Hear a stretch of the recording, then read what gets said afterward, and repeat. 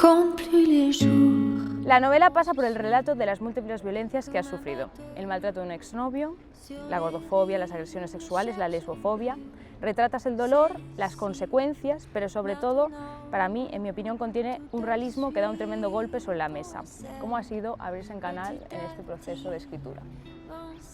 Pues, a ver, ha tenido como diferentes fases, porque hay algunos textos que yo creo que son los más duros, en mi opinión, y que hacen referencia a la historia con esta pareja que es un maltratador, claramente, aunque me ha costado años entenderlo, que esos los escribí hace tiempo, pues como 3 o 4 años igual, porque quería dejarlos escritos para que no se me olvidara que eso había pasado y que me había pasado a mí. Entonces, eso no era tanto abrirse en canal, porque ni siquiera, o sea, era abrirse en canal, pero no tenía claro que se iban a publicar. Los escribí porque yo a lo largo de la vida he escrito muchas veces y hay cosas que no se han publicado ni están pensadas para publicarse, ¿no? Entonces, en eso sí que siento que es todo más crudo y que si los escribiera ahora, igual sí que pensaría en que la gente no tiene necesidad de leer algunos detalles, tal. Pero esos están tal cual, o sea, crudo.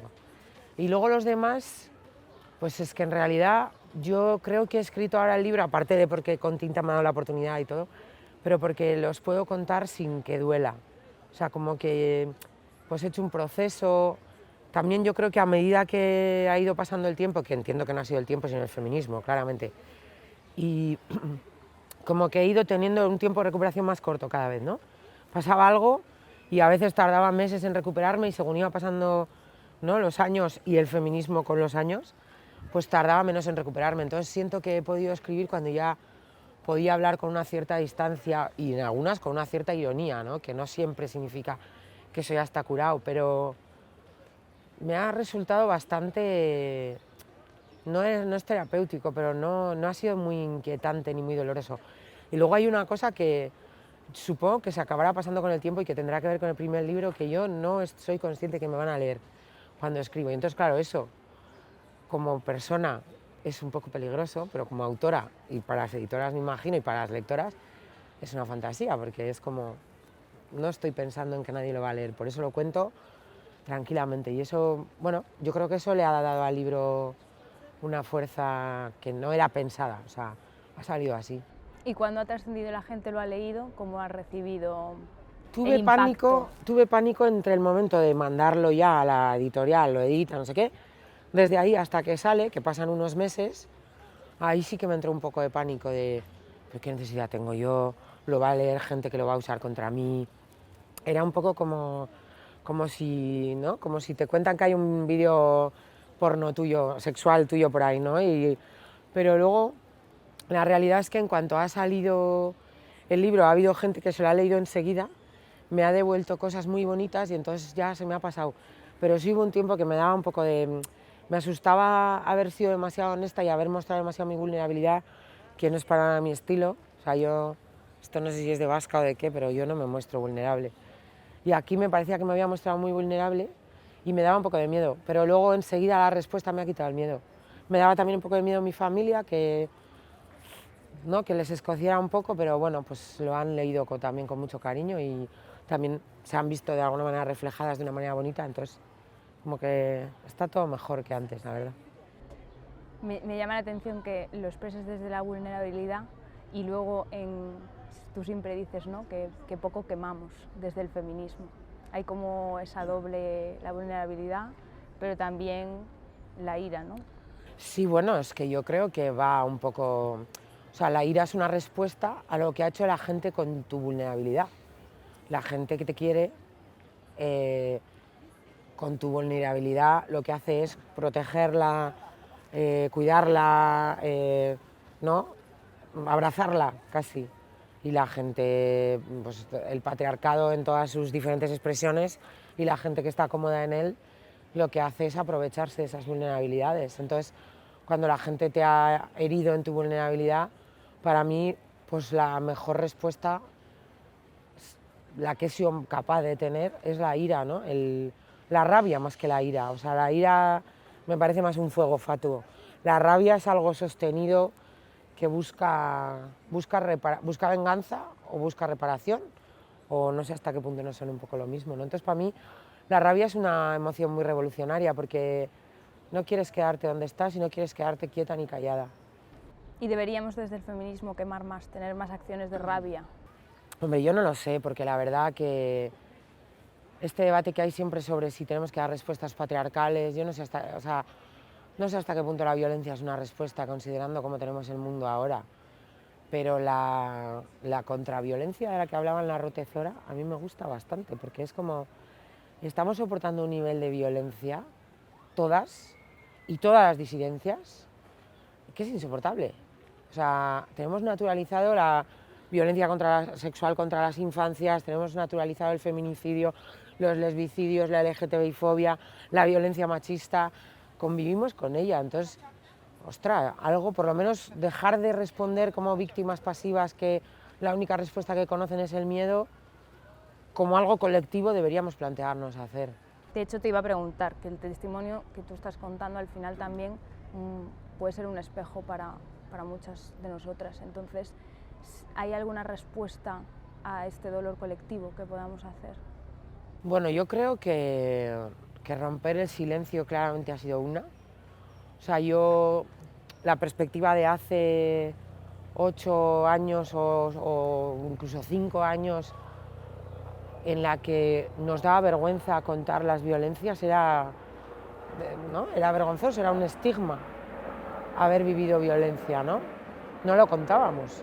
Lo contábamos mal, o lo contábamos en terapia, o lo contábamos en círculos de mucha intimidad, o lo contábamos cuando no tocaba, ¿no? Explotabas un día y lo contabas y la gente no sabía muy bien qué hacer con eso. Y ahora lo contamos tranquilamente, sin vergüenza y mirando a cámara a la que le apetece. Y para mí eso ha sido muy significativo, pero claro, luego me he leído el libro de Cristina Fallarás, que hay mucho de ella, por supuesto, que dice que es como un futuro más o menos cercano, y dice que creíamos que contándolo iba a cambiar todo y resulta que lo hemos contado y no ha cambiado nada, ¿no? Y me preocupa eso. Vale, lo hemos contado, pero ¿qué vamos a hacer con este relato? O sea, este relato implica que estamos rodeadas de maltratadores, estamos rodeadas de tíos que se aprovechan del privilegio del patriarcado, estamos rodeadas de gente homófoba que, por cierto, están ahora perdiendo un poco, ¿no? Yo creo que concretamente en las últimas semanas estamos viendo respuestas directas de violencia directa que antes parecían impensables, ¿no? En los parlamentos, a representantes, creo que fue a la sueca, ¿no? O sea, como a un cómico, por mal cómico que pudiera ser, entonces es como contarlo no vale, habrá que hacer algo con este relato colectivo, ¿no? Y habrá que hacer algo colectivo para no tengan que pagar otra vez las que levantan la mano, ¿no? Habrá que crear una respuesta colectiva, pero claro, colectiva implica eso, que tenemos que construirla. O sea, vale, todas las mujeres que se han leído mi libro, o muchísimas, me dicen, a mí también me ha pasado. Coño, ¿y qué vamos a hacer con el hecho de que todas tengamos un relato vital tan atroz? Algo habrá que hacer, ¿no? ¿Y dónde están los que nos lo han hecho? Los míos están alrededor, están pichis paseando por la calle, ¿no? Mira, no sé, estaba pensando en Argentina, que no sé ahora, pobres no están en un gran momento, pero hay mucho que aprender de la respuesta popular a lo que hacían cuando había fascistas paseando tranquilamente por las calles y por los centros comerciales. Nadie va a ser capaz de insultarme nunca de una forma en la que no me hayan insultado ya. En el libro recopilas insultos, odio continuado, amenazas a lo largo de años por tu activismo. Entonces te iba a preguntar cómo aguanta una en la trinchera todos esos años. La verdad es que no lo sé. Yo creo que si me lo llegan, como decía Javier Crae, si lo llego a saber, no lo sé, nunca pensé que esto iba a pasar, entonces siempre pensé que era algo puntual, ¿no? Como, vale, venga, pues este es un loco, pues este es un perdido, este es un... hasta que ya era demasiada gente como para pensar que no era un patrón, ¿no? Entonces me he ido rodeando de amigas, de una red de amigas feministas que entendían lo que estaba pasando, porque la violencia patriarcal hay que ser feminista para entenderla, de amigas que luego me han conseguido una abogada maravillosa que, además de protegerme, me ayuda a responder a las crisis. O sea, afortunadamente, siempre que ha pasado algo grave, he tenido alrededor gente cerca que me hacía, jo, Irantxu, relájate, piensa, o sea, relájate no, para un poco, piensa cómo vamos a responder. busca una respuesta reflexionada, ¿no? He tenido que ser mucho más estratega de lo que soy, porque soy súper mala estratega, pero es agotador y es insoportable. O sea, yo no lo soporto, lo que pasa es que ¿qué hago? O sea, es insoportable. Y de hecho, esa frase me tengo que desdecir, porque después de eso pasó lo de Itziar Castro y yo creía que ya nunca nadie me iba a sorprender, y ahí me sorprendieron con la violencia brutal hacia ella el día que había muerto, una tía de 42 años, y a la violencia brutal hacia mí por poner Buen viaje Itziar, que era: tú eres la siguiente, calienta que sales. O sea, ¿cómo te desean la muerte el día que ha muerto una colega solo por ser gorda, ¿no? Es el odio que más me cuesta entender. Porque feminista lo entiendo, porque estamos planeando destruir el sistema que os pone en una posición de privilegio. Lesbiana lo entiendo, porque estamos viviendo a vuestro margen y no servimos, ¿no? No servimos en todo lo que resulta de servil una mujer en la cis heteronorma. Pero gorda, ¿por qué os molesta tanto? Es una pasada. Entonces, bueno, pues vas descubriendo nuevas formas de violencia y vas descubriendo tu capacidad de soportarlas, pero es insoportable. Yo no tengo más recursos que nadie. Pues me ha tocado. ¿Qué hago? ¿Me mato? Bueno, hay dos síes, yo creo, vitales en la novela, que son el lesbianismo y las amigas, como un ellas que te sostiene, que venías diciendo. ¿Cuál ha sido la importancia en tu vida para tener este ellas y remarcarlo tanto durante toda la novela? Para mí las amigas son clave. O sea, yo tengo la suerte de haber tenido una madre que, además de otras cosas, me ha enseñado siempre, me lo ha dicho, pero me lo ha enseñado con la práctica también, que las amigas son fundamentales, que no hay que dejarlas al lado, que aunque estés en el momento vital que estés, nunca es tan importante como para alejarte de tus amigas. Y ella lo pone en práctica, o sea, vamos, tiene amistades sólidas que están muy presentes, ¿no? Y para mí eso es fundamental. Y además hago una especie de diferenciación que no creo que suene a categorización, espero que no, porque yo tengo, ¿no? Hay un momento que digo que tiene suerte la que encuentre pares en la vida, ¿no? Y pares son las que viven la misma violencia que tú. Yo tengo amigas boyeras feministas que, como viven las mismas violencias que yo, aunque no sea en la misma intensidad, pero son las mismas violencias, entienden cosas. O sea, cuando pasan cosas las entienden a la primera y saben cómo hay que responder. Y para mí esos me han salvado muchas veces. Y luego, pero también tengo las amigas de toda la vida, que a veces estas violencias no las calibran igual, lo que significa que hagan no sé qué en Twitter, o que pongan no sé qué pintadas, o que en no sé qué medio de comunicación diga tal, y que siempre te dicen no hagas caso, que no es la respuesta que hay que dar en ese momento, pero que están, para mí es fundamental que Irán Varela en realidad no les importa mucho, les importa Irán. Y para mí eso es fundamental. O sea, amigas con las que te puedes caer, demostrar lo pequeña que eres, porque yo hace años que ya me pasa que digo, estoy nerviosa, y me dice la gente, ¿cómo vas a estar nerviosa así? Y es, bueno, pues la gente que me conoce en la pequeñez de Irantxu, ¿no?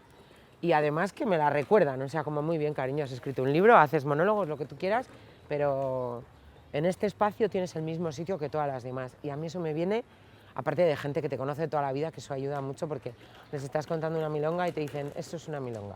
O sea, como una terapeuta, pero desde pequeña. Y luego también, que espero que en el libro se note, igual no lo explicito tanto, bueno, las que me he ido encontrando por la calle también, o sea, amigas de la calle, que son gente que te encuentras en momentos vitales y que dices, buah, tú para mí, y te quedas ahí y se quedan, que para mí eso también es fundamental. Y luego las personas que no conozco mucho, o que algunas ni las conozco, pero que me demuestran su apoyo y me dan respuesta todos los días, ¿no? Y para mí eso es muy importante. A mí una vez me dijo una chica, ¿cómo aguantas? Y yo le dije, porque me sostenéis. Y fue una respuesta que me salió de la entraña.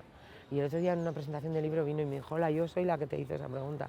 Y fue muy bonito, nos dimos un abrazo, porque es verdad. O sea, yo, si estuviera en todo esto yo sola, con mis 4 amigas, pues estaríamos todas de fatal, peor de lo que estamos, ¿no? Y a mí, yo tengo muy clara la red. O sea, la red de afectos, que suena igual un poquito Flander, pero, o para mí, que soy un poco como de rollo punky, no necesito a nadie, para mí la red de afectos es fundamental, fundamental. Y luego el lesbianismo, me ha permitido a mí crear una red de afectos, de vínculos y de gente que anda por ahí, con la que igual no tienes un vínculo súper fuerte, pero generar un universo donde se vive mucho mejor. Yo vivo mucho mejor y estás más tranquila y hay menos violencia y los hombres no importan. Y en esta sociedad tremendamente patriarcal y horrorosamente facha en la que vivimos ahora, en la que los que votan a los fascistas en todo el planeta son hombres, pues la verdad es que yo vivo mucho mejor. ¿Es la panacea, es lo ideal, es una Arcadia feliz? No, ¿se parece más a una Arcadia feliz que el mundo normativo donde la gente es normal, esa cosa que tanto poco me gusta? Pues sí, es mucho más parecido a lo donde yo quiero vivir. Para mí ha sido una iluminación, como dice Virginie, una iluminación lésbica. Para mí sí. Al feminismo se le hace responsable de ir demasiado lejos, como decía aquel titular del CIS, de fomentar la derechización de los hombres más jóvenes. Y más que un señalamiento de la derecha, parece un mantra mediático, ¿no?, que hemos replicado sin más reflexión. ¿Tenemos que volver a hacer pedagogía desde el feminismo o nos la han colado? Yo no sé si nos la han colado, pero la pedagogía ya fue. O sea, es 2024. Tienes a Angela Davis, a Silvia Federici, a Butler, a quien quieras en YouTube contándote la Biblia feminista, entre comillas, ¿no? O sea, contándote por qué, cómo, desde dónde, antirracista, anticapitalista, antifascista. O sea, tienes todos los libros y todo, o sea, tienes todo el conocimiento feminista a tu alcance y además es el pensamiento político que más se revisa y más autocrítico que ha habido en la historia. Tú imagínate que hay gente de la verdadera izquierda que está todavía leyendo la edición del Capital de Engels, como si un siglo y medio no hubiera sucedido, ¿no? Y como si no hubiera existido Federici, Angela Davis, las Panteras Negras y el feminismo. Entonces, quien crea eso está asumiendo que estaba mejor, o sea, que estaba más tranquilo con los privilegios del patriarcado. Quiero decir, si tú piensas que el feminismo ha ido demasiado lejos, es que tú querías vivir como tus abuelos, hombres, como tu abuelo, que tenía una señora, que le traía las zapatillas, que le hacía la cama, o sea, la cena, le hacía la cama, le calentaba la cama, no protestaba, estaba en casa con su delantalito monísimo, que tenía hasta delantal de domingo, las abuelas, o sea, tú quieres vivir como tu abuelo. Y ha venido el feminismo a decirte que no vas a vivir como tu abuelo, que vas a tener que follar con consentimiento y espero que con deseo, que vas a tener que cocinarte tu puta comida y limpiar el baño en el que cagas, y que si tienes criaturas las vas a tener que cuidar y saberte la edad y el nombre de su pediatra y la fecha de cumpleaños, que tampoco pedimos tanto. Entonces, los que quieren vivir como su abuelo votan a los tíos que quieren que España sea como la de sus abuelos, no como la de sus abuelas. España, Italia, Argentina y Francia y todos los países, ¿no? Entonces, es como, o sea, no hay argumento político ni filosófico detrás de decir que el feminismo está activando la extrema derecha. El feminismo lo que está haciendo es crear un mundo en el que pretendemos que no haya privilegios, y entonces los hombres blancos, cis-heteropayos, autónomos económicamente y sin discapacidad, que son la cúspide del privilegio, están diciendo, yo esto no quiero, yo quiero seguirlos teniendo. Entonces, es que es evidente, si el discurso es ese, quieren mujeres en trabajo doméstico, en tareas reproductivas, que se vistan como en los años 50, no en la parte buena, que a mí me encanta ese rollo Mad Men, pero, o sea, es como, vamos, es como acusar del racismo a las Panteras Negras, que también había gente que ¿no? y que Malcolm X fue demasiado lejos y que Assata Shakur fue demasiado lejos. Imagínate lo lejos que fue, que está en Cuba exiliada, ¿no? O sea, es el argumento del privilegio y de quien no quiere que nada cambie. Y hablando de Assata Shakur, ella dijo, nunca en la historia nadie ha conseguido sus derechos confiando en la benevolencia de sus opresores. Entonces, chica, pues un poquito de empujones os vamos a tener que dar.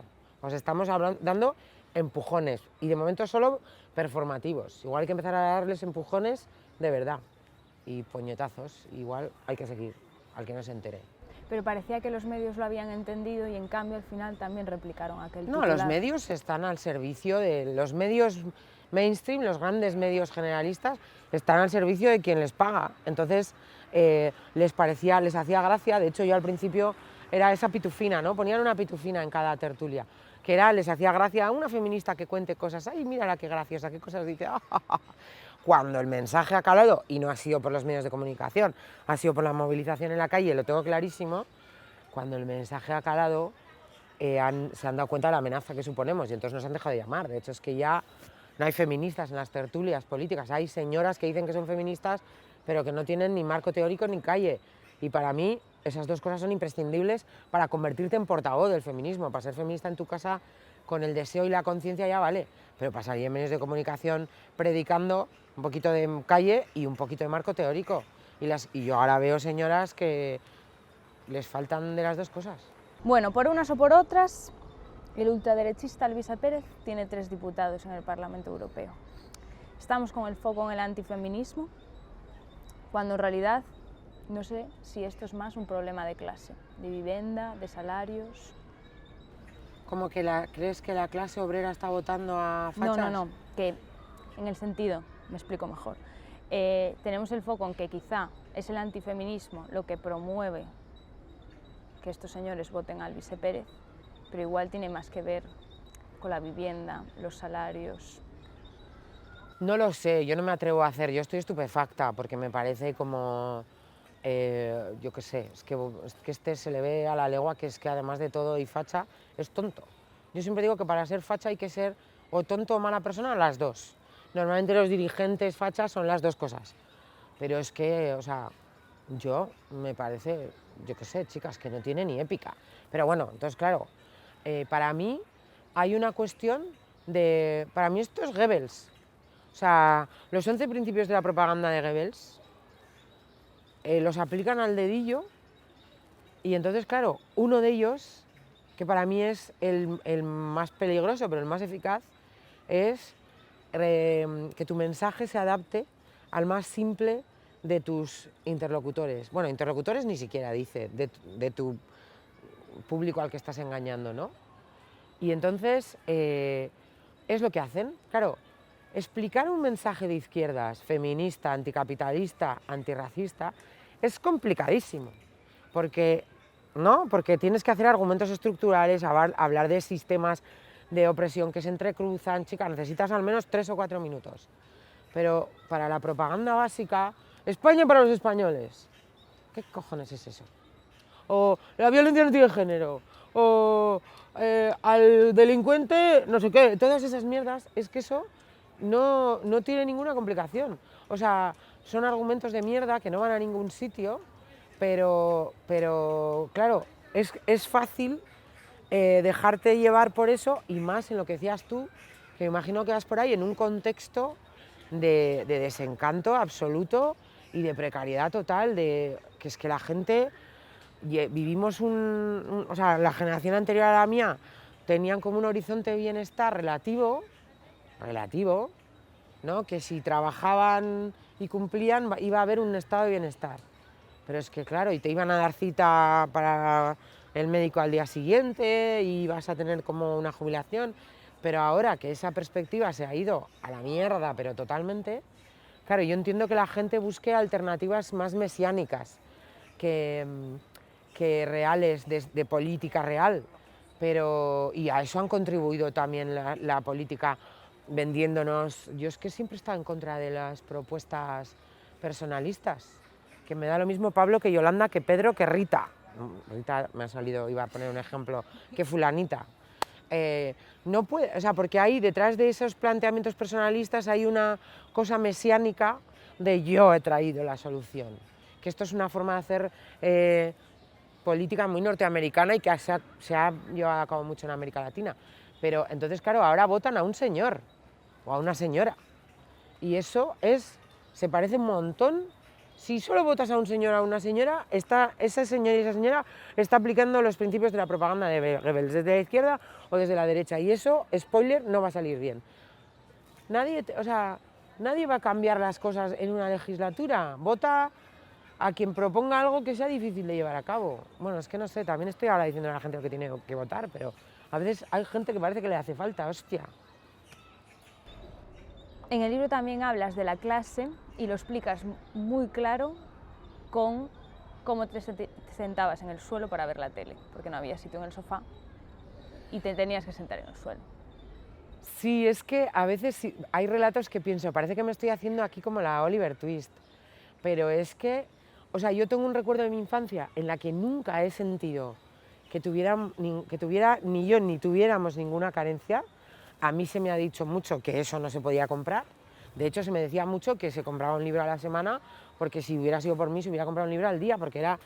Pero se me ha dicho mucho, no, eso no, pero eran cosas, bueno, para las que había alternativas. En caso de los libros de la biblioteca y en otras cosas, pero, o sea, yo iba a mis extraescolares, iba a ballet, íbamos de vacaciones. Pero era una, sobre todo al principio, los primeros años de mi vida, hasta que ya nos fuimos mi aita, mi ama y yo a vivir a Basauri, a una casa propia, que vivíamos en la casa de mi aitita y mi mamá, que éramos 8 personas en un piso de 62 metros cuadrados, con las habitaciones que tenía y en las que la sala, que era donde se veía la tele y donde nos juntábamos, tenía el sofá que cabía en ese sitio, en el que se sentaban los adultos, y a veces mi aita, que era su cama esa, estaba durmiendo porque trabajaba a turnos y nosotros estábamos viendo la tele por ahí, sentadas a sus pies, y claro, la niña pequeña, que era la única yo, a veces le tocaba en el suelo. Entonces yo tengo una idea de que éramos clase obrera, vamos, nadie me lo tuvo que explicar, es que era evidente. Los hombres de mi familia trabajaban en fábricas o pescaban y me explicaban la plusvalía. Las mujeres de mi familia estaban todo el día trabajando, porque vivir tanta gente en una casa pequeña genera mucho trabajo reproductivo no remunerado. Y yo pues estaba por ahí y me sentaba en el suelo y veía la tele. Y me gusta porque tengo una conciencia de clase muy evidente, pero también sin la sensación de carencias, y eso seguramente es un privilegio, hasta para ser clase obrera, ¿no? O sea, comíamos igual huevos fritos con patatas o pisto o purrusalda, pero no tengo sensación de carencia, y entonces me genera una conciencia de clase con la rabia de clase muy poco visceral. Yo tengo rabia de clase muy política y muy intelectualizada, muy poco visceral, porque yo, para cuando descubrí que había gente que vivía mejor que yo, que vivían en casas con 2 baños o que tenían baño en la habitación o cosas así, ya era adulta, ya iba a la uni, en la uni yo descubrí eso. Entonces no lo odié, lo analicé, y por eso tengo una rabia de clase muy fría y muy intelectualizada, que es la más peligrosa, yo creo. ¿Y crees que la gente lo analiza y que hay una conciencia de clase general? Sobre todo ahora que estamos cambiando, cada vez la gente va más a la universidad, han cambiado los modelos de trabajo. Es que, claro, eso puede ser una razón, y luego yo creo que hay un timo generalizado que se lanzó en los 80 y que ha seguido hasta hace poco, y el otro día leí una encuesta que lo confirmaba, que el 80% de la gente en España se considera clase media, y esto lo explicó, no sé cómo se llama el murciano este tan divertido que salía antes con Facu Díaz, pero... El cómico, su pareja de trabajo. Sí. Pero bueno, espero que no se enfade, pero... Facu Díaz y el murciano, porque me hace gracia, porque siempre da cuenta que es de Murcia. Lo explicó súper bien. Si si en tu casa tienes que... O sea, si cuando te sientas en la mesa y vienen 6 personas a cenar, todas las sillas no son iguales, no eres clase media. O si tienes... Él decía lo de apilar las sartenes. Pero yo te digo, si tú no puedes estar 3 meses sin ingresar tu salario porque entrarías en precariedad, no eres clase media, idiota. Si vives de tu trabajo, no eres clase media, eres clase obrera. Además, la gente, clase trabajadora, como si fuera... Es un eufemismo, clase obrera, coño. No vas a una fábrica y fichas, pero es que esto, chica, el sindicalismo feminista, esto Pastora Filigrana lo explica muy bien, la clase obrera hace mucho que no es un señor con mono que entra a trabajar de 8 a 2, de 2 a 10, de 10... Es que no, es que eso es antes. Ahora la clase obrera son las Kellys, las trabajadoras domésticas, la gente precaria, la gente que reparte, ¿no? La gente conductora de vehículos. O sea, es que ha cambiado mucho, pero la conciencia de clase no tiene que ver con ir a una fábrica. Yo viví en un pueblo en el que los obreros iban a una fábrica, pero chica, hemos aprendido a cambiar la perspectiva en otras cosas. Es que la gente que vive de su salario y no se puede permitir estar sin cobrar 3 meses, ¿qué clase media vas a ser? Si tu casa es de alquiler o es del banco porque estás pagando una hipoteca, no eres clase media. Es que hay cosas que es como, a veces sí que piensas, bueno, igual sí que tienen que leer a Marx. Yo diría que lean a Federici, que se ahorran siglo y medio, pero, chica, no sé. Es que es Miguel Maldonado. Pues un beso desde aquí. Me acordaría a partir de ahora por El Señor del Tiempo, de hace años. En uno de los capítulos cuentas cómo la policía y la justicia decidieron creer antes a tus vecinos, que eran también tus agresores, que te habían pegado por ser lesbiana. No es la primera vez tampoco que archivan una denuncia tuya. ¿Se sigue sin creer a las víctimas? Es que es todavía peor. No es que no te crean, es que el sistema de protección, se supone, en este caso la policía y la judicatura y el sistema judicial, no están pensados para defendernos a nosotras de nada. O sea, yo desgraciadamente para mí lo he comprobado en primera persona. O sea, yo soy una persona con una cierta formación y que es capaz de expresar lo que le ha sucedido, que a mí esto Pastora Filigrana me explicó que ella es abogada, que ya es un privilegio. Ser capaz de ir a una comisaría y explicar lo que te ha pasado de una manera comprensible y creíble y estructurada. Aparte de eso, yo tengo el asesoramiento de una abogada maravillosa, Laia Serra, que es experta en delitos de odio y que es una abogada impresionante. Y que me dice como lo que tengo que hacer, a dónde tengo que ir, qué documentación tengo que llevar, etc. He denunciado no sé cuántas cosas, pero pintadas en mi lugar de trabajo, que es un medio de comunicación, que eso es coartar la libertad de prensa, agresiones verbales, agresiones físicas, delitos informáticos de todo tipo. He ido y me he encontrado, he pedido hablar con el responsable de delitos informáticos de la comisaría de la Archaña, que me corresponde, que yo, como había leído una noticia que decían que habían formado una brigada de delitos informáticos, y le tuve que deletrear Twitter. Me dijo, ¿me deletreas Twitter? Y yo, ¿qué? Imagínate. Y luego le tuve la conversación de un link, esa fue real. No entendía la diferencia entre un nick y un link. Entonces pensé, ¿pero qué responsable de delitos informáticos? O sea, luego le explicaba que había pintadas en mi lugar de trabajo machistas, apelando a mi sexualidad y coartando, o sea, insultantes, y era, pero ¿esto te lo ha hecho tu exnovio? O sea, he llevado un dossier así, con pantallazos en las que incluían niñas haciendo felaciones, al juez, que me dijo, Laia, mejor vamos al juzgado y denunciamos ahí sin pasar por la policía. Y lo han archivado porque no eran delitos graves. Hasta donde yo sé, tener pornografía infantil como concepto violento, o sea, tener agresiones sexuales a criaturas grabadas en el móvil es un delito. O sea, es que yo hice todo lo que había que hacer y no sirvió de nada.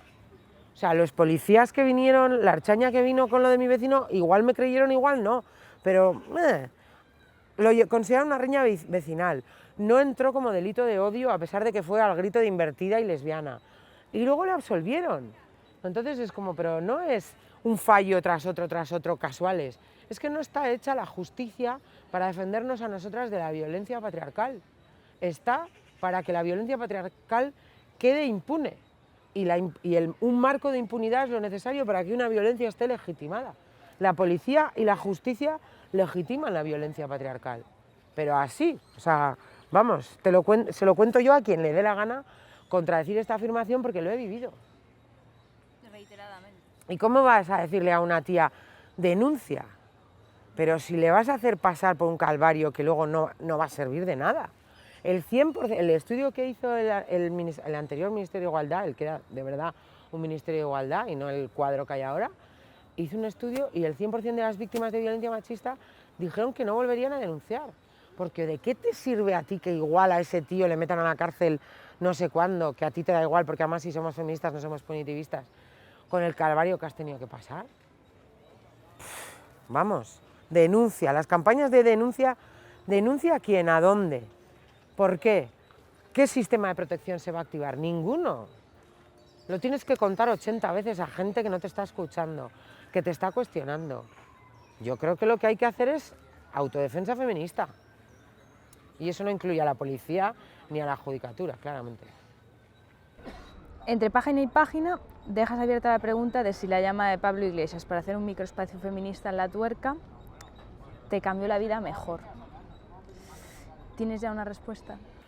A ver, el otro día me preguntaron si me arrepentía de haber dicho que sí a lo del tornillo. No, no me arrepiento porque fue un aprendizaje, ha sido divertidísimo, siento que ha sido algo súper útil. Todavía hay gente que me dice que usa los vídeos en sus clases o con su alumnado o con su grupo de no sé qué, o que lo manda al grupo de WhatsApp familiar cuando alguien hace una cuñadada.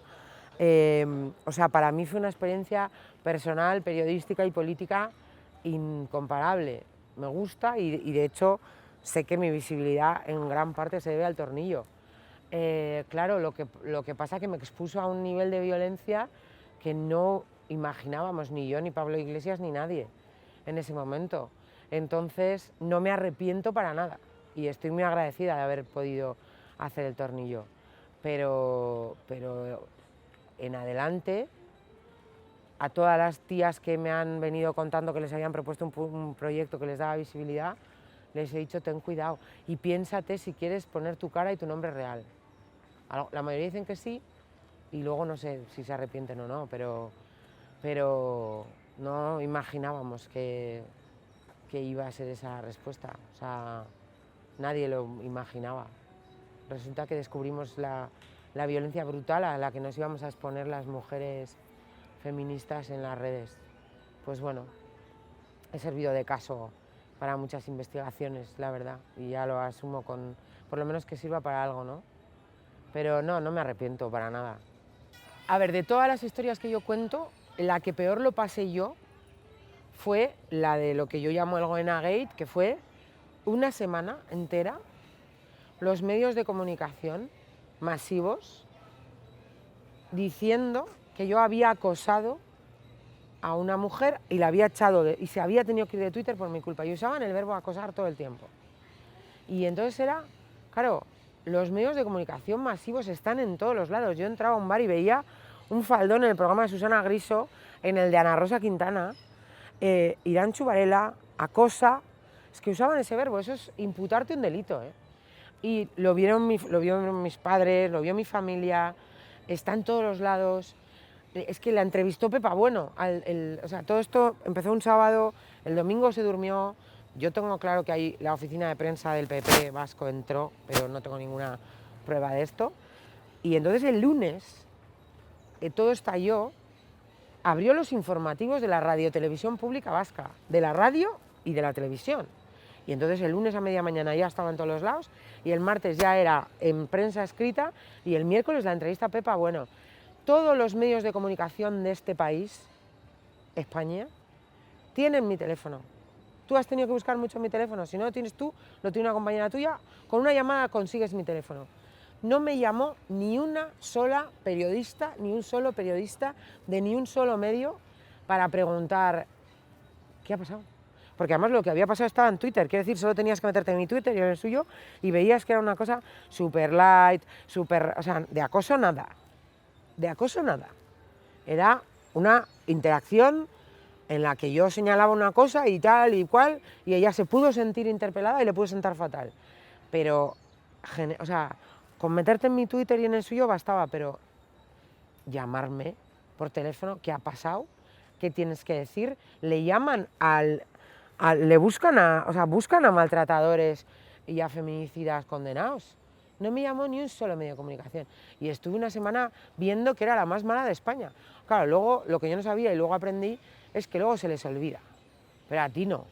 Y también es que es la única vez, aparte de ser la que peor lo pasé, que he aprendido algo. He aprendido dos cosas. Una, que tengo que ser estratega. Una amiga, María, me regaló El arte de la guerra de Sun Tzu y me lo leí y algo me quedó. Y otra, que yo soy muy peligrosa por la mayor de mis debilidades, que es que yo no tengo nada que perder. Entonces, como yo no tengo nada que perder, digo en los medios de comunicación y donde me da la gana, lo que me da la gana. Y esto es un superpoder, me di cuenta, pero lo aprendí, como yo he aprendido casi todo en la vida, con un ostión considerable como fue ese. Y entonces, bueno, pues de ahí tengo un recuerdo y algunos rencores de periodistas que habían compartido mesa de tertulia conmigo, que me llamaron acosadora en el programa de televisión que ve mi madre y mi padre. Entonces esto, yo me acuerdo, pero aprendí también. Y ya para acabar, ¿qué es lo que queda? Bueno, yo creo que queda lo que contamos y lo que somos capaces de contar desde un sitio en el que estamos ya reparadas lo suficiente como para pensarlo no en clave de testimonio, sino de interpelación. Esto pasó, ¿qué vamos a hacer con ello? Porque no esperes que tenga que hacerlo yo, todo.